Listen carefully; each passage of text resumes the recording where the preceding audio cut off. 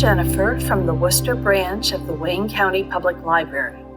As we celebrate International Women's Day on March 8th, I'd like to share with you a handful of recent romance novels featuring heroines in STEAM professions, especially in science, technology, and engineering.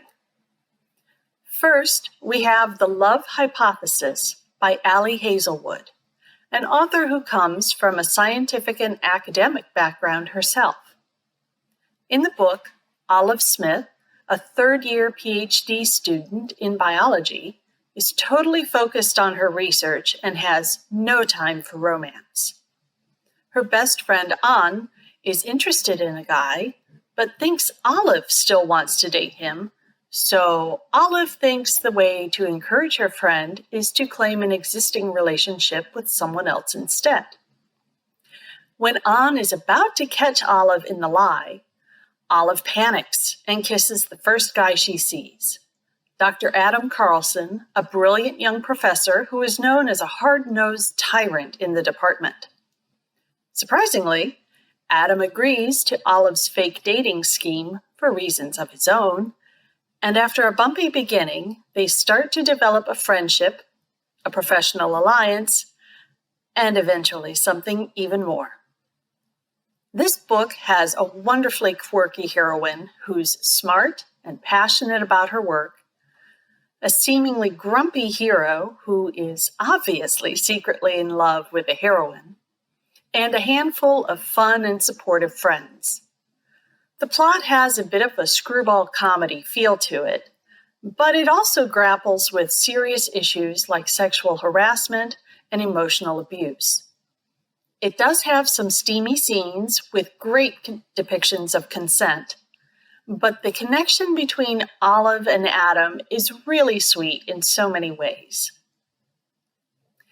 In The Love Con by Seressia Glass, Kenya Davenport has an engineering degree, but she'd rather turn her creative hobby of designing amazing cosplay into her career. Now's her chance. She's made it to the finals of the new reality TV show, Cosplay or No Way, and she's ready to take her skills to the next level.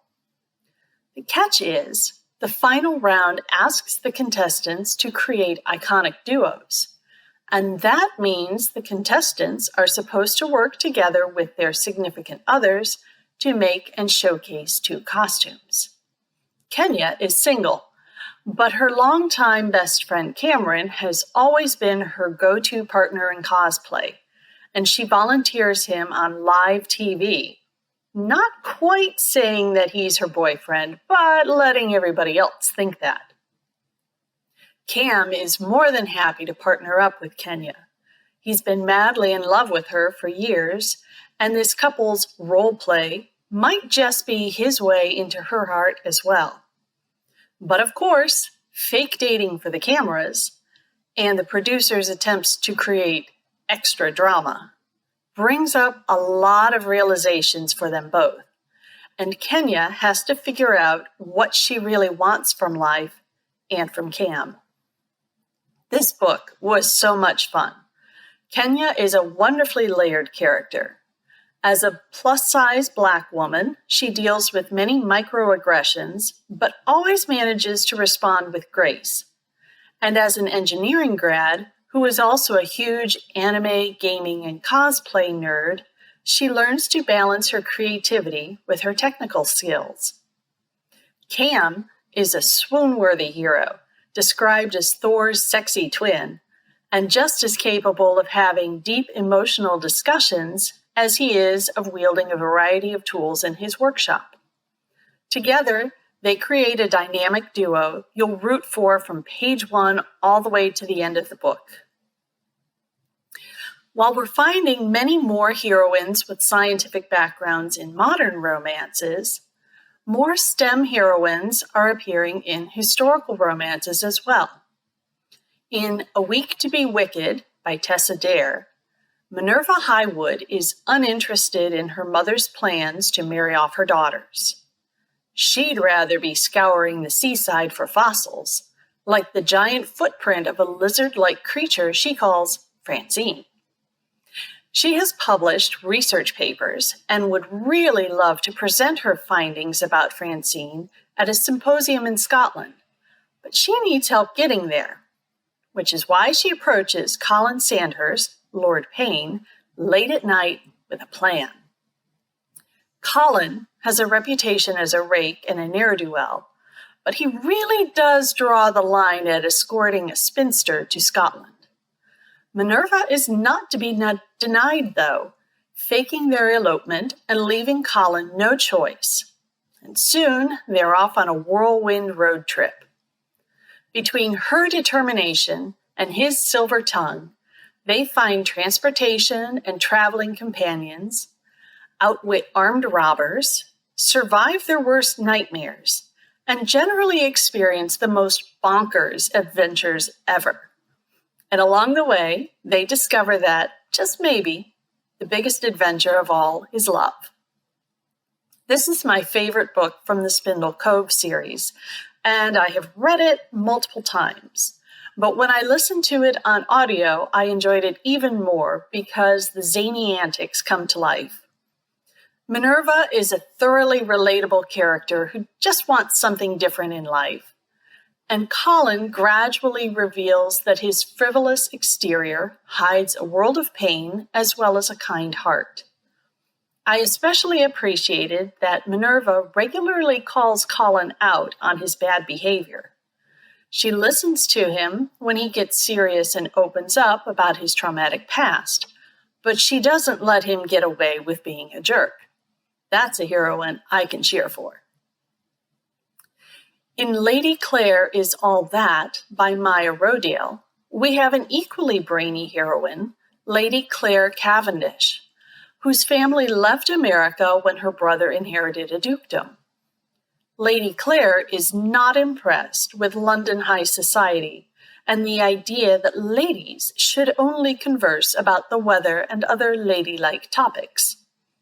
Instead, she has quickly developed a reputation for boring men to tears with talk of higher mathematics.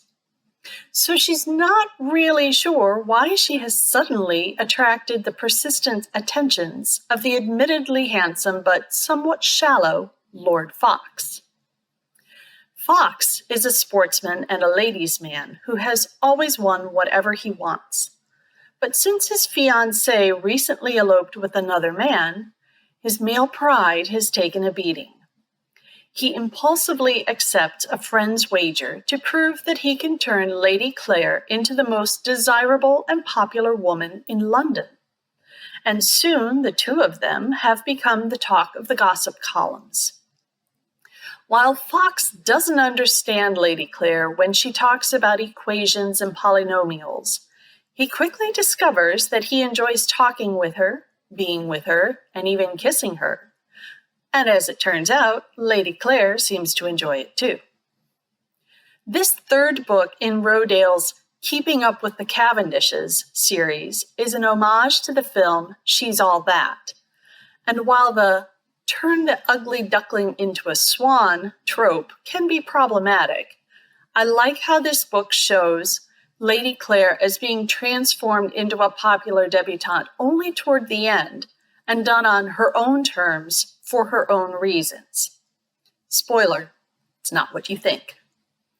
Instead, we see Fox steadily falling for Lady Clare's intelligence, as well as developing some emotional intelligence himself. Both characters start off from a point of feeling superior to others.